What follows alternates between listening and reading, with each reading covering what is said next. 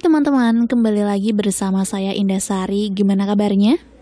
Masih dengan judul yang sama, pada bagian kelima kisah ini semakin menyeramkan saja. Gara-gara buhul Banaspati yang dikirim seseorang ke rumah Dian harus masuk ke dimensi lain bersama Karti untuk menemukan pelaku yang mengirim buhul itu.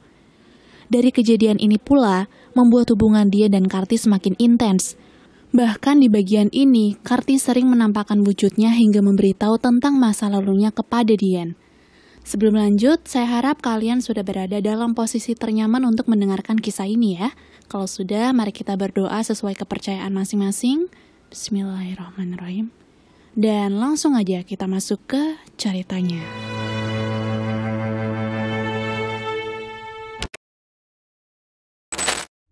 Kutekan tombol lampu berharap ada cahaya yang bisa membuat debaran dalam dada mereda. Harapan itu sirna karena suasana tetap gelap pekat. Lagi dan lagi kutekan tombol lampu beberapa kali, tapi ternyata tidak membuahkan hasil. Di sini jantungku pun mulai berdebar hebat, nafasku mulai tak beraturan, aku takut ada rampok. Tapi, bagaimana rampok bisa masuk dengan pintu terkunci? Kelebatan warna merah kini terlihat di anak tangga. Apapun itu yang menerobos masuk ke rumahku tengah menuju ke lantai 2. Bismillah. Dari kantung celana aku mengeluarkan ponsel dan menyalakan lampu senter bawaan HP. Kuarahkan cahaya itu ke segala penjuru ruangan. Bayang-bayang perabotan dalam pekat seperti ini seolah mengintimidasi. Seakan para makhluk kegelapan bersembunyi dan siap untuk menggempur kapan saja.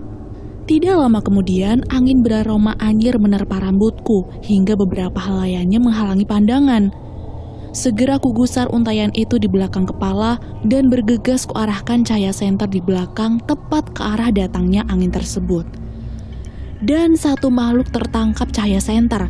Makhluk itu mempunyai gigi panjang yang tajam dan mencuat dari bibirnya. Rambutnya panjang hitam, dan dia memakai baju merah. Oh, bukan! Baju yang kusangka berwarna merah itu ternyata menyala. Baju makhluk itu terbuat dari api. Di dalamnya tampak ornamen baju berukuran kecil yang menyerupai manusia menempel erat. Mereka berteriak mengerikan, seolah kesakitan dan ingin keluar dari lautan api yang membakar tanpa ampun.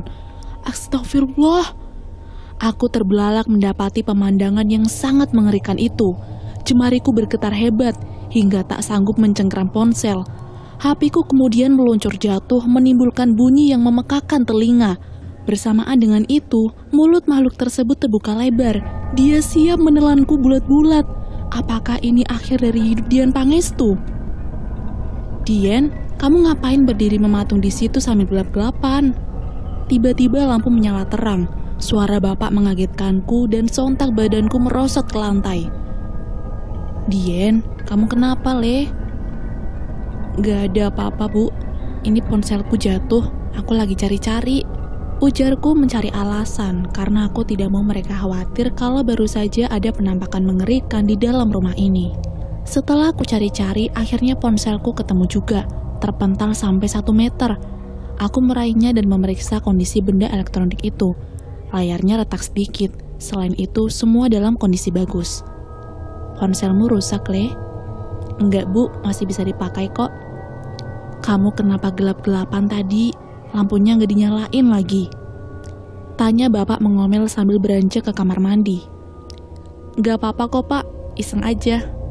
Oh iya, Ibu gimana vertigonya? Sudah periksa ke dokter keluarga. Katanya sih terlalu stres dan capek. Ibu disuruh istirahat yang cukup. Apa Ibu capek buatin aku gorengan ya? Ibu tertawa sambil mengacak rambutku. Yo enggak, Le. Capek Ibu terbayarkan kalau lihat betapa rakusnya kamu ngabisin gorengannya Ibu. Ya udah, Ibu mau bersih-bersih badan dulu ya. Ibu pun menuju ke arah toilet setelah bapak keluar. Sementara aku hanya bisa menghembuskan nafas karena merasa jengkel sekali dengan makhluk gaib yang baru saja menggoda. Makhluk berbaju api itu bukan Karti. Lalu, siapa? Ibu, Ibu! Teriakan bapak membuatku terperangah. Di depan pintu kamar mandi, tubuh Ibu tergeletak. Kedua tangan Ibu memegang kepalanya dan Ibu mengerang kesakitan. Udara malam ini tidak begitu dingin. Balkon adalah tempat favorit untuk menyendiri merenungi nasib. Hembusan angin membuat beberapa tanaman hias yang tumbuh subur di pot mungil meliuk-liuk. Lalu dari kejauhan terdengar suara kendaraan lalu lalang. Tetangga kanan kiri masih terlihat bersantai dengan keluarga atau temannya di teras. Di sini aku bersedekap, sambil memikirkan segala hal aneh yang telah terjadi. Setelah minum obat pereda nyeri, ibu akhirnya bisa tidur. Sebenarnya siapa yang berniat jahat kepada ibu? Apa motifnya? Ketika aku masih bertanya-tanya, tiba-tiba kepalaku tertimpuk dengan biji. Bukan biji, tapi beras. Aku menemukan beberapa butir beras yang menyangkut di rambutku. Lalu lagi dan lagi, butiran beras itu menghujaniku. Aku pun menoleh ke segala penjuru, tapi tidak ada siapa-siapa. Sampai aku bertanya-tanya, apakah ini Karti? Tepat setelah aku mengucap namanya, angin dingin berhembus. Aku bisa merasakan bulu tanganku berdiri. Kalau mau menampakkan diri, pilih wujud yang bagus. Tidak lama kemudian, suara kikikan Karti pun terdengar. Sosok gadis berkepang dua dengan wajah pucat muncul dari bawah pagar pembatas balkon. Sosok itu terus melayang dan duduk dengan santai di pagar hitam. Pandangannya menyapu lantai. Karti, beneran kamu gak boleh terlihat serem loh. Iya. Aku membaca sihir dalam hati, mencoba membentengi diri dari kejahatan makhluk dimensi lain. Hari ini, untuk pertama kalinya aku berinteraksi secara baik-baik dengan kuntilanak petis berkebaya coklat. Biasanya kami hanya bertemu di dalam alam mimpi atau kilasan-kilasan menyeramkan. Hal ini sungguh aneh, kenyataan yang sangat pahit. Malam romantis bukannya berduaan dengan Zuhra, malah berbincang takut-takut dengan gadis petis. Ya Tuhan, dosa apa yang telah kulakukan hingga Engkau memberi cobaan seberat ini? Kamu dalam bahaya. Kata-kata dingin Karti itu membuatku menelan ludah. Setan api. Ya, ibumu kena santet di kepala. Dia hanya vertigo, kamu jangan aneh-aneh ya Karti. Puhul boneka. Paku ditancapkan di kepala boneka Dien, tapi meleset. Ibumu yang kena. Cabut paku, ibumu selamat. Aku gak percaya, makhluk seperti kalian itu penuh dengan kebohongan. Aku tidak berbohong. Kamu mau bukti? Hah? Bukti? Kuntilanak juga bisa memberi bukti. Yaudah, coba buktikan. Tantangku dengan tangan mengepal. Mataku nyalang menatap sosok yang masih menunduk di hadapanku. Secara perlahan Karti mengangkat kepalanya. Angin berhembus meniup anak rambut yang keluar dari kepangan gadis petis itu, dan untuk pertama kalinya pandangan mata kami bertemu. Pandangan mata Karti mengunci, tubuhku nyaris tak bisa digerakkan. Ingin rasanya mengalihkan pandanganku tapi tak mampu. Sepertinya Karti sengaja membuatku sekaku batu kali. Dia benar-benar ingin aku mengetahui apa yang selama ini selalu tersembunyi di balik tabir wajah buruk rupa. Wajah itu sangat belia. Kutaksir usianya masih belum genap 17 tahun dalam hitungan manusia. Matanya bulat, hidungnya mancung dan mungil. Bibirnya juga kecil pucat. Secara keseluruhan, wajah Karti bisa dikatakan cantik. Sangat cantik bahkan. Pejamkan matamu, titah Karti. Kamu yakin gak akan membuatku celaka? Wajan, hanya kamu yang bisa menemukan Wajan. Aku tidak akan mencelakaimu. Oke, aku pegang kata-katamu. Aku ingin membebaskan ibu dari pengaruh santet Banaspati. Apapun caranya, akan kulakukan untuk mencabut paku yang menancap pada buhul keparat. Karti melayang mendekatiku dan dia melambaikan tangan. Dari sela-sela jemarinya, sinar jingga lembut melingkupi tubuhku. Hangat, aku merasakan kehangatan yang sangat menenangkan. Aroma bunga kantil juga samar tercium, berpadu dengan wangi parfum yang kupakai rutin setelah selesai mandi. Apa ini? Tabir pelindung. Aku akan bawa sukmamu ke orang yang mengirim setan api atau Banaspati. Serahlah, bawa aku kembali dengan selamat. Tentu. Perlahan mataku mulai terpejam. Tubuhku berguncang seperti naik roller coaster dan kurasakan badanku melesat jauh. Lenganku dingin. Sepertinya Karti mencekal lenganku dalam perjalanan astral pertama kali ini. Sudah, Buka matamu. Apa? Cepat sekali sampainya. Ketika aku buka mataku, badanku terasa sangat ringan. Ku coba melompat dan hasilnya lompatanku tinggi sekali. Kalau ikut lomba, pasti aku yang menang. Ayo, waktu kita tidak lama. Karti mengingatkanku, gadis gaib itu selalu bersikap dingin dimanapun dia berada. Telunjuknya kemudian mengarah kepada sebuah rumah sederhana di depan. Sebuah rumah bercat putih yang sudah terkelupas sana-sini. Apakah itu rumah dukunnya? Karena Karti tidak menjawab pertanyaanku, aku pun hendak berjalan ke rumah yang mengeluarkan aura kelam itu. Tapi tiba-tiba Karti mengibaskan jarinya. Dekat aku, jangan sampai terpisah. Ular penjaga sangat berbahaya. Ular? Ular apa lagi? Aku mengikuti langkah Karti dari belakang. Saat hampir dekat dengan rumah dukun itu, tiba-tiba terdengar suara desisan binatang melata.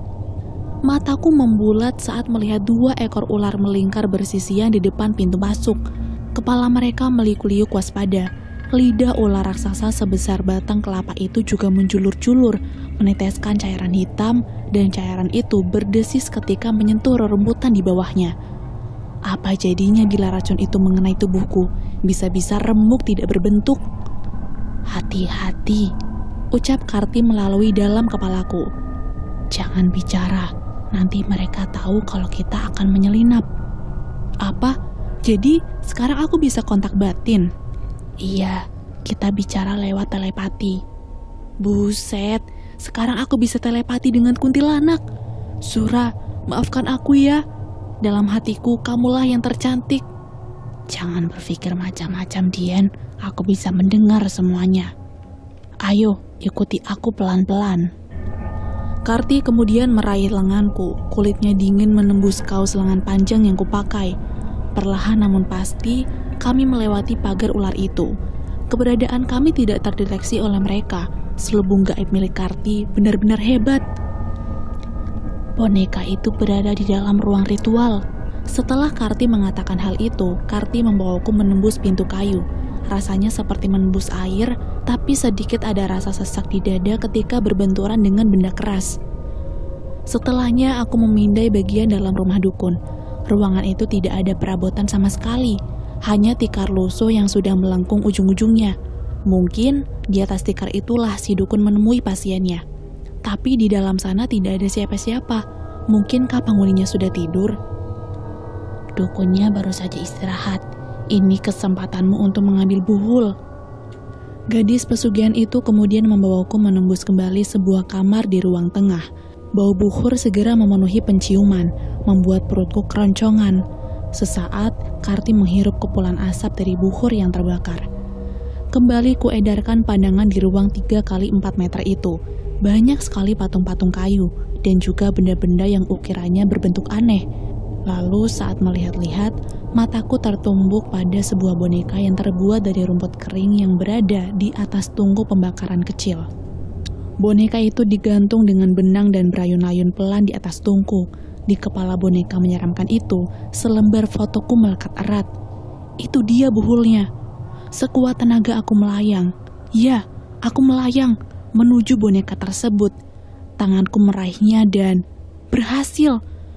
Aku kemudian kembali mengambil tempat di sebelah Karti, memperhatikan sebuah paku berkarat yang ditancapkan pada kepala boneka sebelah kiri. Cabut itu. Kamu minggir dulu Karti, aku mau baca ayat kursi. Gadis petis itu pun mundur beberapa langkah.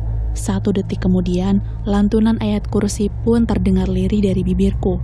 Setelah membaca 3 kali, barulah aku mencabut paku itu dari kepala si boneka. Ledakan pun terjadi sesaat setelah paku tercabut.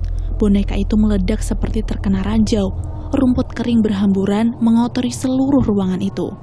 Ah! Suara apa itu, Karti? Kamu mau melihatnya? Karti mencekal lenganku karena aku penasaran, membawa menembus tembok bata yang sudah rompal sana-sini.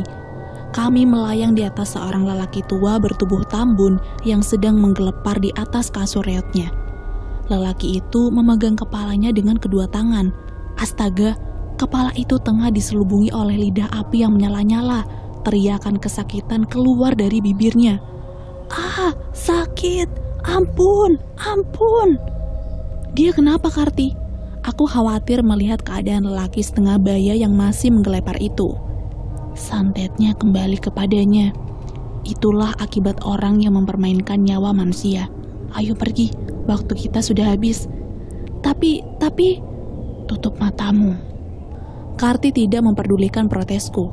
Dengan sewenang-wenang dia membawaku menembus dinding, melewati pagar ular, dan akhirnya kembali aku merasakan fenomena roller coaster sesaat setelah aku menutup mata. Sudah sampai.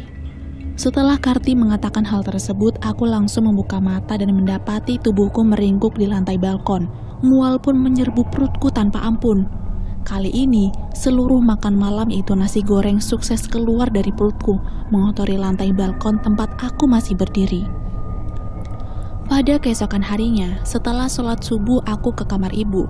Kulihat senyum wanita yang paling kucintai itu merekah indah. Wajahnya terlihat segar seperti tak pernah sakit sama sekali. Ibu, gimana tidurnya? Aku menyusupkan kepala di pangkuan ibu yang duduk selonjoran di atas kasur. Nyenyak banget, Le. Gimana vertigonya? Ibu sudah sehat. Sakit kepalanya hilang. Terus, dalam tidur tadi malam, ibu bermimpi aneh. Mimpi apa, Bu? Mimpi kamu mijitin kepala ibu.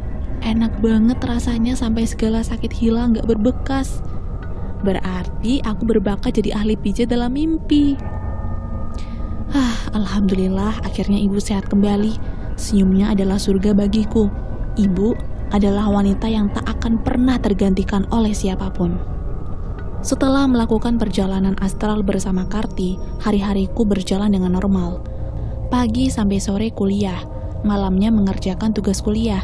Terkadang nongkrong di warkop stadion bersama Cato. Mahasiswa sekarang sibuk mempersiapkan ujian semester. Aku bahkan tidak sempat berbincang santai dengan Zuhra, dan hanya sekali-kali kami berkirim pesan. Hingga pada suatu saat setelah ujian semester selesai, aku menemukan kertas di sela-sela buku kuliah. Ternyata itu adalah alamat yang dulu pernah ditulis oleh Pak Hasan. Kubaca pelan nama dan alamat yang tertera. Seketika mataku membelalak. Bukankah tempat tinggal dukun santet itu ada di Krian? Rumah makan lesehan ini cukup ramai. Nasi pecel memang paling enak dinikmati pagi hari saat perut sedang kosong. Sepiring nasi pecel lengkap dengan iwak peyek, telur dadar, dan segelas teh hangat membuat tenagaku pulih kembali. Habisin nasinya, Zuh. Banyak banget, Yen. Perutku gak muat. Makan yang banyak biar kamu modot. Gak mungil kayak ngono. Awas ya. Zuhra mencubit lenganku dengan tangan kirinya. Hari Minggu ini sangat cerah. Secerah hatiku saat ini. Semua tugas kuliah sudah beres, ujian semester sudah selesai, dan mahasiswa mendapatkan hadiah liburan selama seminggu. Bagi mahasiswa sepertiku, libur kuliah adalah hal yang paling membahagiakan. Biasanya kalau libur, kugunakan untuk camping atau naik gunung, bersantai menghirup udara segar dan melepaskan stres selama 1 semester. Sekarang liburanku terisi dengan kegiatan menelusuri sebuah pertanyaan hati. Siapa sebenarnya pemilik alamat rumah yang diberikan Pak Hasan? Siapa sebenarnya Mbah Rogo yang dituliskan oleh Pak Hasan? Disinilah aku sekarang, bersama Zuhra, kami sedang menuju ke Krian, hendak mengunjungi rumah Mbah Rogo.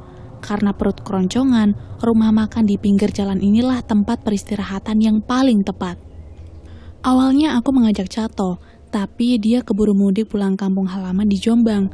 Lalu iseng-iseng aku pergi ke rumahnya Zuhra, meminta izin Abah untuk mengajak anak gadisnya mencari rumah dukun. Dan siapa sangka, Abah mengizinkannya. Zuhra, kamu tahu nggak kenapa Abah selalu mengizinkanmu bawa kemana-mana? Mungkin karena kedua orang tua kita saling kenal dan sahabatan. Lalu, kemungkinan yang lain apa? Apa ya? Kita bakalan dijodohkan sama kayak novel-novel romantis itu. Zuhra tersedak mendengar leluconku. Dia meminum teh hangat setelah batuknya reda. Aku pun membantu memijit tengkuknya yang berlapis kerudung warna hitam. Dia paling cantik bila memakai warna gelap, karena wajahnya yang putih terlihat makin bersinar. Biasa aja kali, Zuh. Kamu itu mbok yojo resek sih, gak baik Dian bikin GR seperti itu. Beneran. Zuhra dengar, kalau aku udah lulus kuliah dan bekerja, Aku akan melamarmu. Tunggu ya. Kali ini Zuhra tidak tersedak lagi. Kedua netra beningnya menatap lurus ke arah telur asin yang belum disentuh. Selanjutnya, Zuhra mengambil telur itu dan menggencetnya menjadi 2 bagian. Seolah tak mendengar ucapanku barusan, Zuhra menikmati telurnya dengan sangat santai. Zuhra, kamu dengar aku nggak sih? Apa? Kamu mau telur asin? Hah? Serius? Zuhra tidak mendengar omonganku? Gak mungkin, ini pasti tidak mungkin. Aku menatap Zuhra dengan pandangan tak percaya. Gadis itu melahap telur asinnya seolah tidak pernah terjadi apa-apa. Lalu dari sudut ekor mata aku melihat sebuah kelebatan bayangan berwarna hitam sedang berdiri di sudut ruangan. Bayangan samar seorang gadis belia bergapang 2 dan dia menatap kami dengan pandangan yang dingin. Karti, mau apa dia kesini? Saat aku konsentrasi ingin melihat Karti, sosok itu segera menghilang. Aku curiga, jangan-jangan ulah Karti yang telah membuat Zuhra menjadi tuli sesaat. Padahal itu tadi adalah momen yang sangat penting, butuh kemauan dan bonek level dewa untuk mengungkapkannya. Sudah hampir 1 jam kami mencari-cari rumah Mbah Rogo. Ternyata perjalanan di dunia nyata membutuhkan waktu berkali-kali lipat daripada perjalanan astral. Setelah Zuhra pontang-panting turun dari boncenganku dan bertanya ke sana ke sini, akhirnya rumah Mbah Rogo pun berhasil kutemukan. Rumah itu sama persis dengan waktu terakhir kali aku kunjungi beberapa waktu lalu bersama Karti. Depan rumah yang dijaga oleh pagar 2 ekor ular raksasa, ternyata ditempati oleh 2 patung ular yang membelit tiang kurus. Entah tiang apa itu, yang pasti bukan tiang bendera ataupun tiang listrik. Aku kemudian mematikan mesin motor tepat di depan rumah bercat putih pudar itu. Bener ini rumahnya. Kok kamu tahu? Tanya Zuhra penasaran. Dia turun dan meletakkan helm di atas jok motor. Ya, kira-kira aja. Memang aku belum menceritakan tentang perjalanan astral kepada Zuhra, karena aku tidak mau Zuhra berpikir macam-macam tentang hubunganku dengan Karti. Daripada Zuhra buruk sangka, mendingan rahasia perjalanan gaib itu dikubur dalam-dalam. Terkadang merahasiakan sesuatu lebih tepat daripada harus jujur kemudian menjadi wasangka. Ayo Zuh. Kami melangkah berdampingan menuju rumah yang pintunya setengah terbuka. Assalamualaikum. Zuhra dan aku mengucap salam bersamaan. Dan tak lama kemudian, seorang wanita tua berkerudung instan kecil berwarna hijau keluar dari rumah tersebut. Matanya menyipit melihat kami. Cari siapa? Mbah Rogo ada. Apakah kalian pasiennya Mbah Rogo? Bukan. Kami datang dari Surabaya karena diberi alamat rumah Mbah Rogo oleh Pak Hasan yang tinggal di Kenjeran. Kalau begitu, masuk saja dulu. Wanita itu kemudian mempersilahkan kami masuk ke dalam rumah. Aku dan Zuhra duduk di atas tikar lusuh. Lalu beberapa gelas air mineral disuguhkan oleh wanita itu. Diminum dulu. Maaf ya, tidak bisa menyuguhkan apa-apa. Gak apa-apa Bu, kami cuma mampir sebentar kok. Apakah Mbah Rogonya ada? Wanita tua itu menghembuskan napas berat. Kemudian dia menjawab, sudah beberapa hari suamiku kena stroke. Dia tidak bisa lagi menerima mengobati pasien. Mengobati pasien? Kali ini Zuhra yang bertanya. Iya betul, Mbah Rogo itu orang yang baik.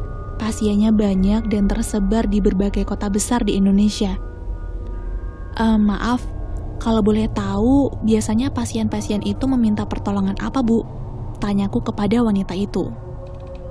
Macam-macam, Nak. Ada yang ingin dapat keturunan, ada yang keluarganya kesurupan, ada yang ingin dagangannya laris. Banyaklah.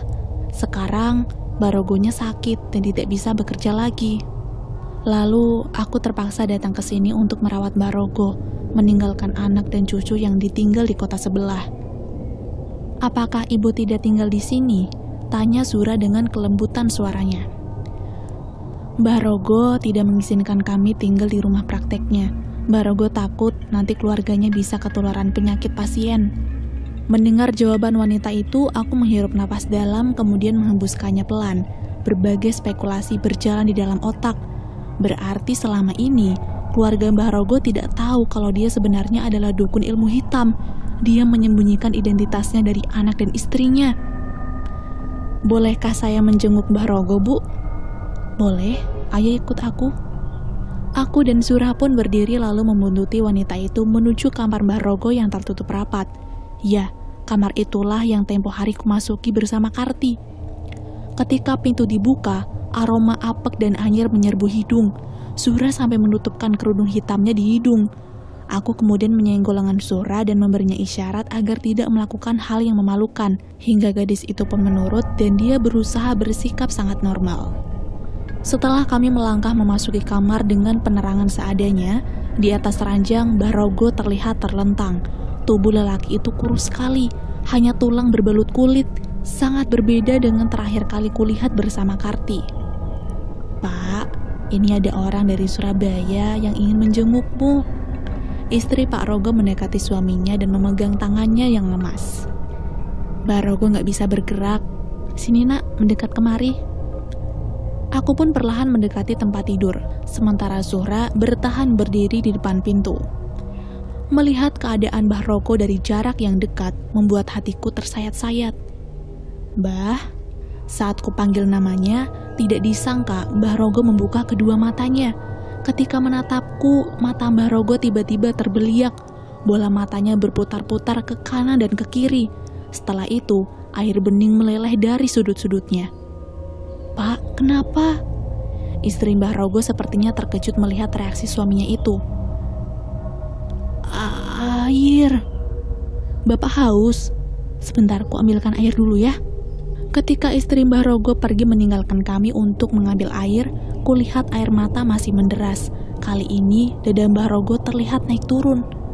"Ampun." Berkali-kali bibirnya mengucapkan kata itu, pelan dan samar. "Surah, apakah kamu mengerti apa yang dikatakan Mbah Rogo?"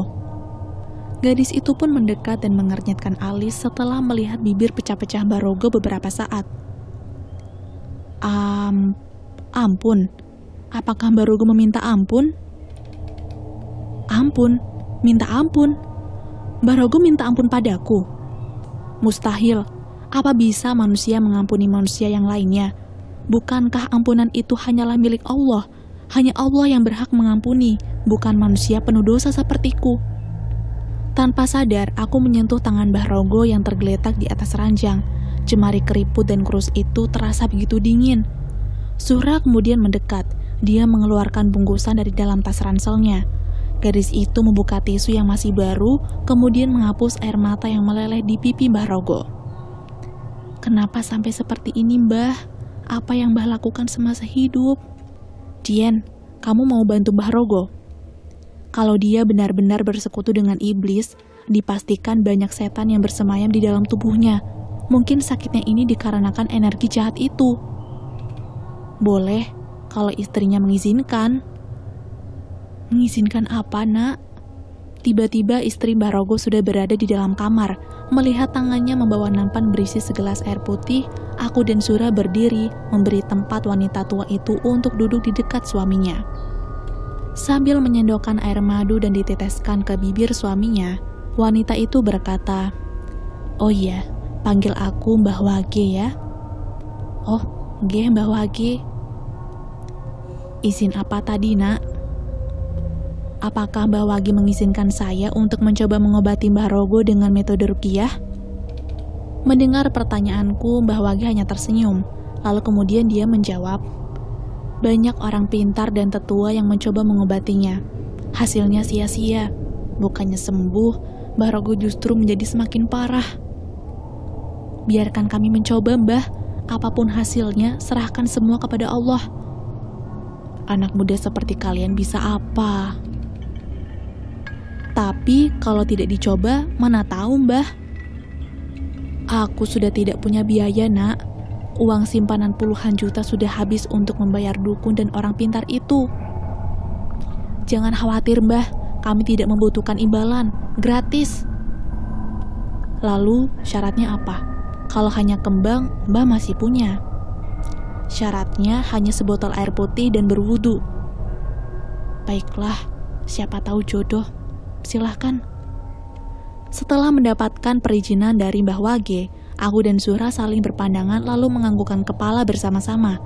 Kami bertiga meninggalkan kamar Mbah Rogo lalu mengambil air wudhu di kamar mandinya. Setelah itu, kami sholat sunnah di atas tikar. Tak lupa memohon izin kepada Allah atas kesembuhan Mbah Rogo. Apakah kamu siap, Surah? Iya, insya Allah.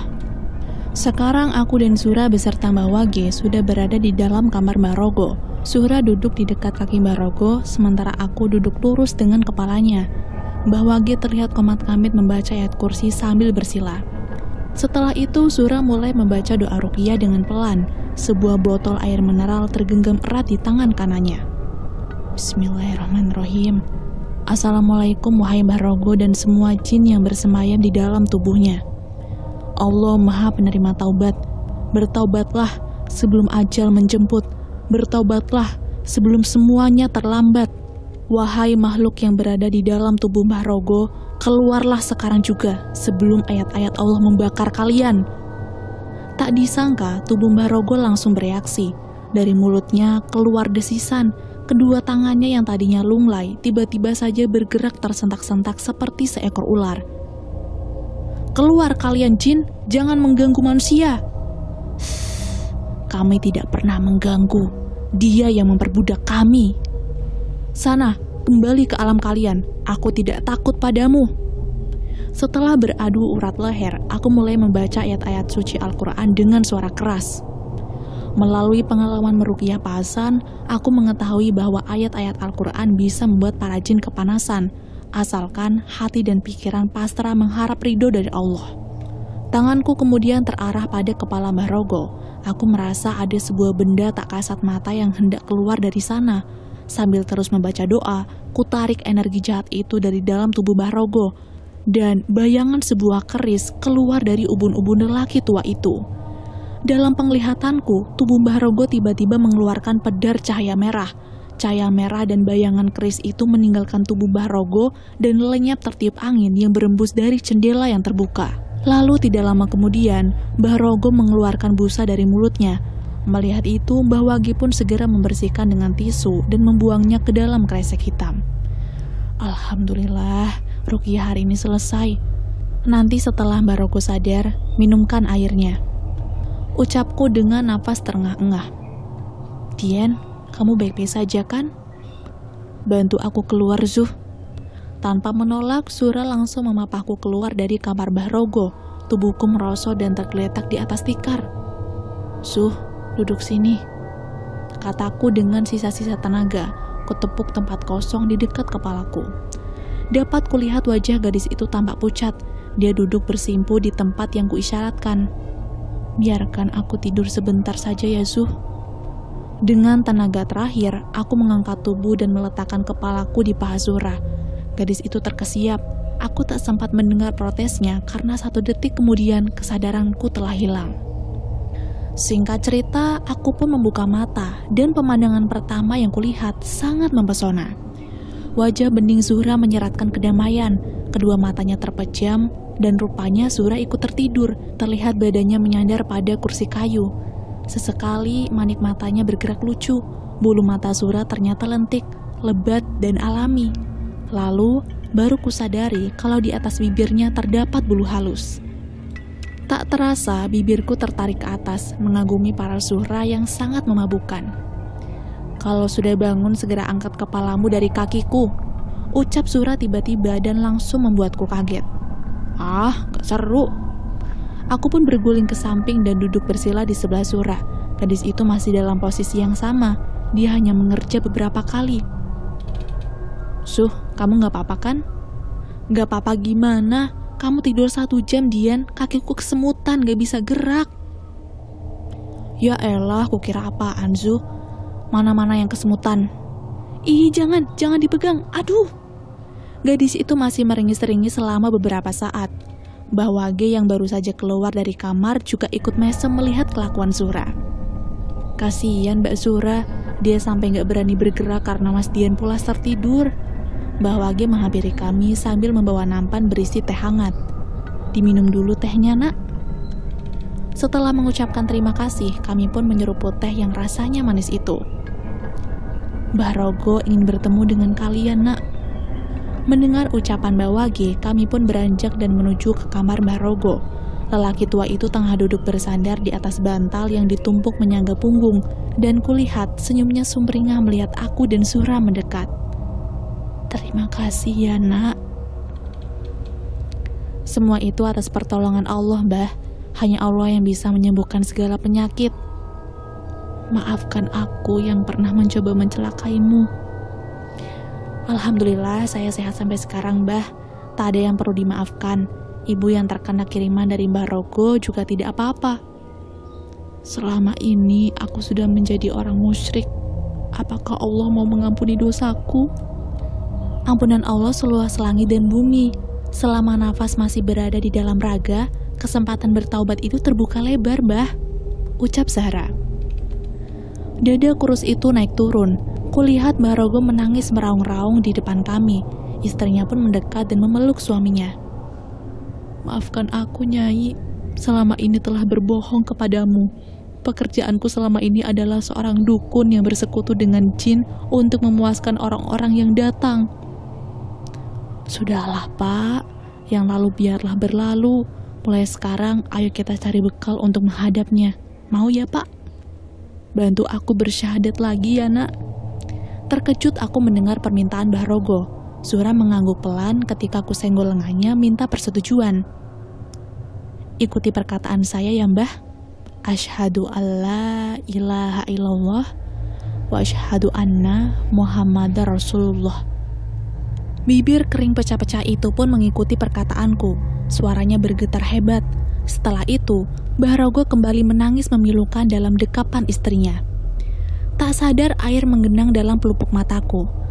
Tulus kugaungkan doa semoga di hari tuanya Mbah Rogo mendapatkan kebahagiaan dalam rengkuhan ridho Allah. Aku yakin perjuangannya tidak akan ringan, apalagi seumur hidupnya Mbah Rogo sudah terlanjur berinteraksi dengan hal-hal keji. Bila dia mampu melewati ini semua, hidupnya akan baik-baik saja. Kejahatan kepada Allah berupa syirik, menyekutukannya bisa ditebus dengan banyak-banyak memohon ampunan. Akan tetapi, kejahatan kepada manusia haruslah ditebus dengan meminta maaf secara langsung dan mengganti kerugian yang telah ditimbulkan. Sebelum kembali ke Surabaya, aku memberikan catatan nomor telepon dan berpesan kepada Mbah Rogo agar dia memperbanyak berzikir dan meminta maaf kepada orang-orang yang dahulu pernah disakiti. Dijalani atau tidak semua pesanku, hanya Allah dan Mbah Rogo yang tahu. Suatu malam, keluargaku sedang santai di depan televisi. Cemilan kuaci aneka rasa dan gorengan lengkap dengan sambal petis terhampar di meja. Bukannya melihat sinetron, kami justru asik mendengarkan cerita dari Bapak. "Bagaimana wujud lembut penghuni gunung yang ditemui Eyang Buyut, Pak?" Aku melontarkan pertanyaan yang sama setiap kali Bapak selesai bercerita.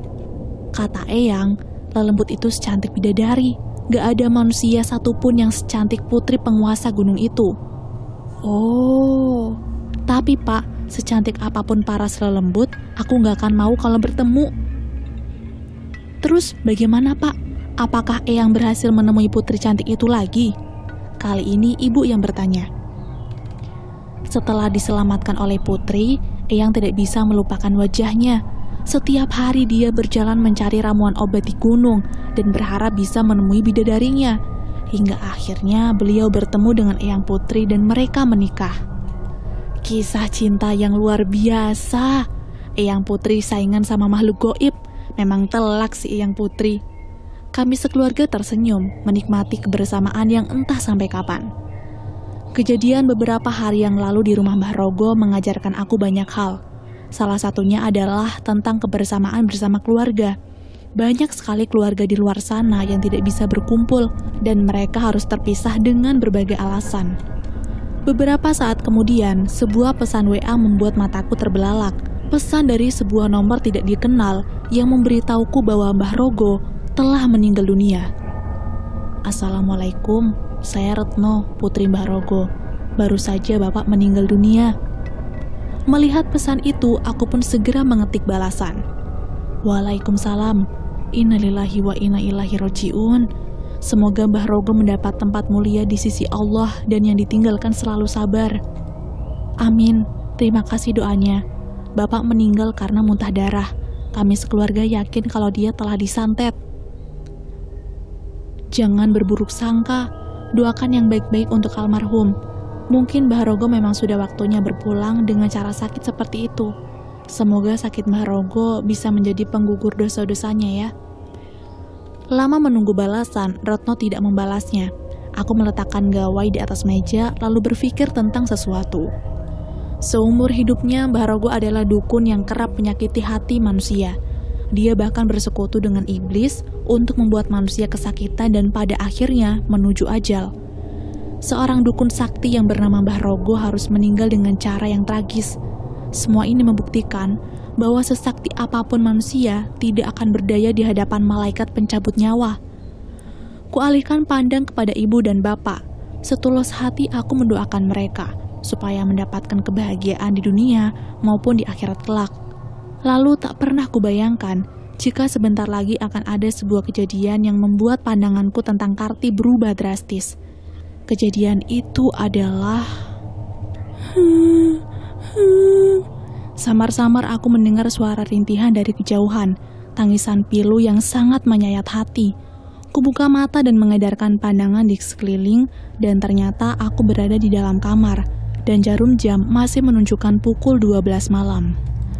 Rintihan itu berhenti ketika aku menajamkan pendengaranku. Akan tetapi, ketika aku mencoba melanjutkan tidur, tangisan itu terdengar kembali. Karti, apakah itu kamu? Aku terduduk di atas ranjang sambil memindai sudut-sudut kamar, mencari keberadaan sosok yang masih mengeluarkan rintihan pilu itu. Keluarlah, tunjukkan wujudmu. Tiba-tiba tirai bergerak-gerak ke kanan dan ke kiri, seperti ada hembusan angin. Sebuah bayangan putih pun tercipta, dan sosok gadis berkepang dua berdiri membelakangi. Karti, walaupun tidak begitu jelas, aku bisa melihat pundak mungil itu bergetar pelan. Dia adalah seorang gadis gaib yang bukan berasal dari dunia manusia. Tapi aku yakin bahwa saat ini Karti benar-benar tengah bersedih. Apakah dia merindukan keluarganya? Apakah Karti punya keluarga? Tien, kamu mau mendengar kisahku? Suara dingin Karti terdengar jelas, seolah-olah dia sedang duduk di sampingku. Aku pun memandang punggung itu, berpikir sebentar, lalu menimbang hal baik dan buruk yang akan terjadi kalau menjadi tempat curhat gadis petis. 1 jam. Aku beri kamu waktu 1 jam untuk bercerita. Sebelumnya, kamu harus berjanji bahwa tidak akan menyakitiku. Ya, aku berjanji. Setelah mengatakan hal itu, punggung Karti perlahan berbalik. Wajah pucatnya nampak begitu sedih. Tanpa bisa dicegah, Karti pun melayang mendekat ke ranjangku. Ketika dia mendekat, bibirnya mengerucut. Dia mengeluarkan cahaya berwarna jingga lembut, dan cahaya itu masuk ke dalam kepalaku. Saat itu juga, tubuhku terasa melayang-layang. Antara sadar dan tidak, terdengar sebuah suara di dalam kepala. Tien, kamu akan kuajak ke dalam kenangan yang aku miliki. Sekarang, selama di dunia kenangan, kamu akan mengetahui semua hal-hal yang tersembunyi di dalam hatiku. Aku adalah kamu, dan kamu adalah aku. Setelah mendengar ucapan itu, tubuhku terasa seringan kapas. Kelebatan ingatan menyeruak, menyerbu tanpa ampun. Hingga sebuah cahaya kehijauan muncul, dan aku merasa tersedot masuk ke dalamnya. Ke dalam kenangan Karti. Bersambung.